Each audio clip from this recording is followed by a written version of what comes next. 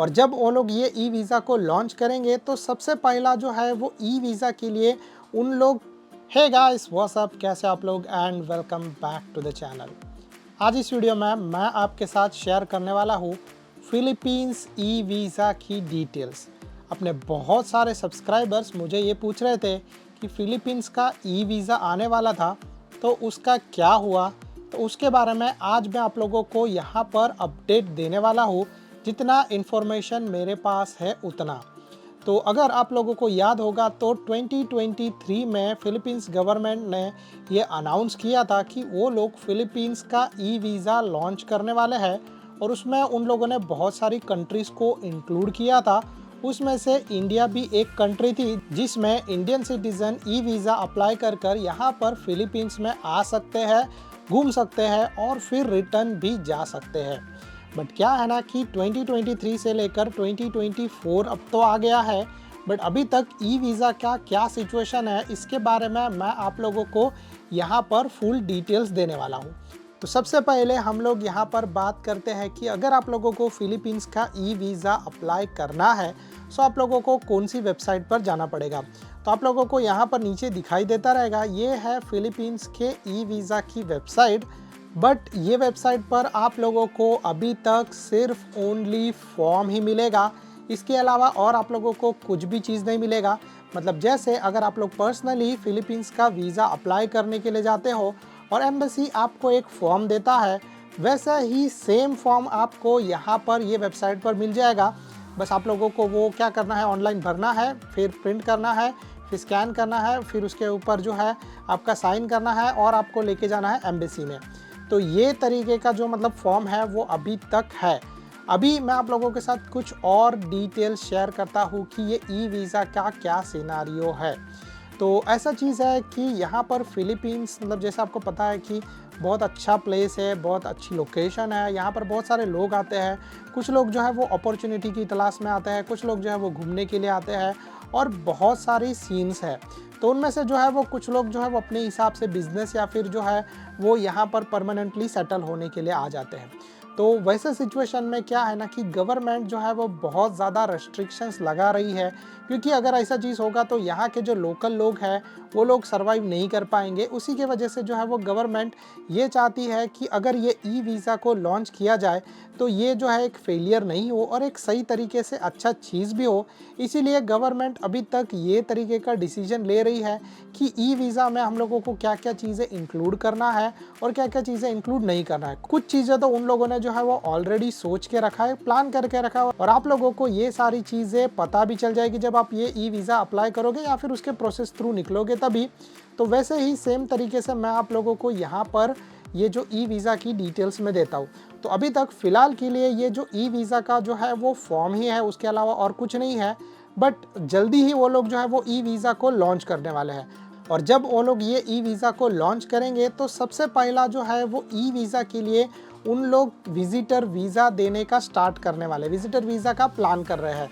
So for example जैसे कि मैं इंडियन हूँ और मेरी वाइफ यहाँ पे फिलिपिनो है, सो मुझे अगर इतना ज़्यादा हैसल नहीं चाहिए और इंडिया से मुझे फिलीपींस आना है और सिर्फ मेरी वाइफ को मिलना है, सो मैं ये ई वीज़ा अप्लाई कर सकता हूँ। ई वीज़ा की सबसे बेस्ट खासियत यही है कि आप लोगों को घर पे बैठे बैठे ऑनलाइन अप्लाई करना है और आपका जो अप्रूवल है वो 2 से लेके 10 वर्किंग दिन के अंदर आ जाएगा। अब इसमें बहुत सारी चीज़ें जो है वो इंक्लूडेड है और बहुत सारे डॉक्यूमेंट्स भी इंक्लूडेड है। उसमें से एक सबसे पहला और मैंडेटरी डॉक्यूमेंट ये है कि आपको इसका उनको प्रूफ देना पड़ेगा कि आप लोग फिलीपींस आओगे और उसके बाद आप लोग फिलीपींस से रिटर्न भी जाओगे। सो ये डॉक्यूमेंट्स अभी कौन सा होने वाला है I am right now not 100% sure, but ये जो है उनका एक रिक्वायरमेंट है जो आपको फुलफ़िल करना पड़ेगा। उसके बाद ही आप लोगों को ई वीज़ा मिलेगा, नहीं तो ये ई वीज़ा रिजेक्ट हो जाएगा। अगर आप लोग यहाँ पर एज अ टूरिस्ट आना चाहते हो तो शायद से वो नहीं पॉसिबल है, क्योंकि अभी तक इन लोगों ने जो है वो e visa as a visitor visa ही लॉन्च करने का सबसे पहला प्लान है। उसमें जो आपको वीज़ा रहेगा वो मिलेगा 15 डेज से लेकर 59 डेज़, मतलब 15 दिन से लेके 59 डेज़ के बीच में आप लोगों को ये ई वीज़ा मिलेगा। उतना टाइम में आप लोगों को यहाँ पर आना है, अपनी वाइफ से मिलना है और इंडिया रिटर्न चले जाना है। अब इसमें एक और रेस्ट्रिक्शन आ जाता है कि ये जो ई वीज़ा है वो आप लोग किसी भी तरीके से और किसी चीज़ में कन्वर्ट नहीं कर सकते। तो मतलब फॉर एग्जांपल अगर आपको यहाँ पर आने के बाद ज़्यादा रुकना है तो मोस्ट प्रोबेबली आपके पास उसका ऑप्शन नहीं रहेगा, क्योंकि आप सिर्फ यहाँ पे आकर जा सकते हो, वैसा ही सिनारियो आपके पास रहेगा। ना ही आप ई वीज़ा को जो है वो टीआरवी में कन्वर्ट कर सकते हो, ना ही वर्क वीज़ा में कन्वर्ट कर सकते हो, और ना ही किसी और तरीके के वीज़ा में आप उसको कन्वर्ट कर सकते हो। तो ये इनका ई वीज़ा वाला एक सीन है, बट अभी तक एग्जैक्टली ये 100% फिक्स नहीं है, बट जितना अपडेट आ रहा है उतना अपडेट है इस तरीके से। सो अगर आप लोगों को मतलब सिर्फ अपनी वाइफ से मिलना है तो इट्स रियली गुड, आप लोग यहाँ पर आ सकते हो। अभी तक इसमें ये चीज़ भी इंक्लूडेड नहीं है कि आप लोग अपनी वाइफ से मिलने के लिए आओगे या गर्लफ्रेंड से मिलने के लिए आओगे, सो कौन से तरीके से विजिटर वीज़ा आप लोगों को अलाउ किया जाएगा। इवन अगर आप लोगों का भाई या फिर आपके परिवार में से कोई भी यहाँ पर होगा, सो उनके लिए भी जो विजिटर वीज़ा अलाउ होगा कि नहीं होगा इसके बारे में अपडेट नहीं है। बट जितना अपडेट है वो ये है कि मोस्टली अगर आपका यहाँ पर फिलिपिनो कोई रिलेटिव है तो आप लोग उनको एज अ विजिट करने के लिए आ सकते हो ये ई वीज़ा से।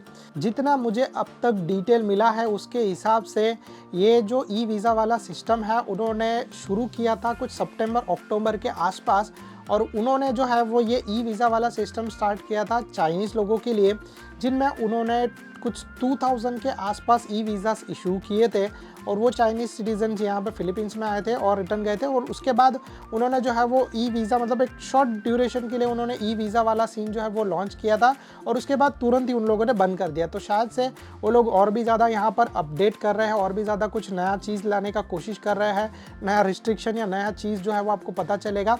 तो वैसी जो चीज़ें हैं वो लोग ये ई वीज़ा के अंदर लॉन्च करने वाले हैं। अब एक बार ई वीज़ा लॉन्च हो जाएगा तो आप लोग जो है फॉर्म भरने के बाद सारा चीज़ जो ऑनलाइन कर पाओगे। और ऑनलाइन अभी तक जितना पता चल रहा है उतना ये है कि ये ई वीज़ा का जो फ़ी है वो कुछ 35 USD के आसपास तक रहने वाला है, मतलब एक 3000 से लेके 3500 रुपये के बीच में। जैसे नॉर्मल हम लोग स्टिकर वीज़ा के लिए जो फ़ी पे करते हैं ऑलमोस्ट उसके आसपास का ही रहने वाला है, बट ये जो है वो आप लोगों के लिए कम हासिल वाला रहने वाला है, क्योंकि यहाँ पर आप लोगों को बस ऑनलाइन सब चीज़ सबमिशन करना है और 2 से लेकर 10 दिन के बीच में आप लोगों को फाइनल अपडेट आ जाएगा कि आपका वीज़ा अप्रूव हुआ है या फिर रिजेक्ट हुआ है। So I think so it's really good, but ये जब आएगा तब मैं आप लोगों के लिए अपडेटेड वीडियो बना दूंगा। अभी तक के लिए फ़िलहाल के लिए इसमें ऐसा कोई भी चीज़ नहीं है कि ये ई वीज़ा 100% लॉन्च हो गया है और सब लोग इसको अप्लाई कर सकते हैं। और वो भी रिस्ट्रिक्शन जैसे मैंने आप लोगों को बोला कि वाइफ वाला और गर्लफ्रेंड वाला या फिर रिलेटिव वाला जो है उसमें भी अभी तक उन्होंने ज़्यादा कुछ अपडेट नहीं किया है। सो ये इतना चीज़ है, and I think so that's it from my side. अगर आप लोगों को ये वीडियो पसंद आया रहेगा so please do like and subscribe to our channel. अगर आप लोगों को कुछ भी तरीके का डाउट रहेगा किसी भी चीज़ से रिगार्डिंग तो आप लोग नीचे कमेंट कर सकते हो। Thank you so much guys for watching, bye bye.